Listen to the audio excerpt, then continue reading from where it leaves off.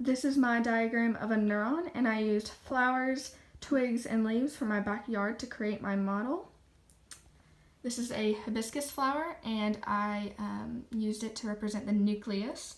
And the nucleus of a neuron contains the chromosomes or DNA used for producing proteins needed for the neuron. And then the petals of the hibiscus flower it represents the cell body or the soma. And the cell body or the soma contains the nucleus and helps produce proteins. It also makes sure that the neuron has everything it needs to function properly. Then I used these hydrangea leaves, and I took the petals off to represent the dendrites. And the dendrites receive impulses from the axon terminals of other neurons, and it sends them towards the cell body or the soma. Next we have the axon, which is this twig that I used, and it represents an axon. And an axon sends impulses away from the neuron's cell body or the soma. And then the stick, or this toothpick, is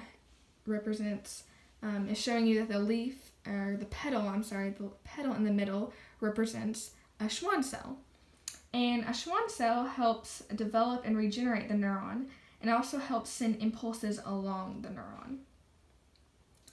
And then the leaf outside of it represents the myelin sheath.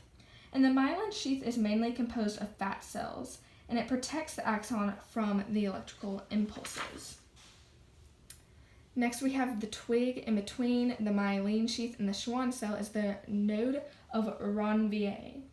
And on an actual neuron, this node of Ranvier is only about 1 to 2 micrometers in length. But the function of the node of Ranvier is to help the nerve impulses travel faster. Next is these twigs, which I use to represent the axon terminals. And the axon terminals release the neurotransmitter from the presynaptic terminal to the synaptic cleft, and then to the postsynaptic terminal of another neuron. So let's talk about how impulses from another neuron to this neuron travel.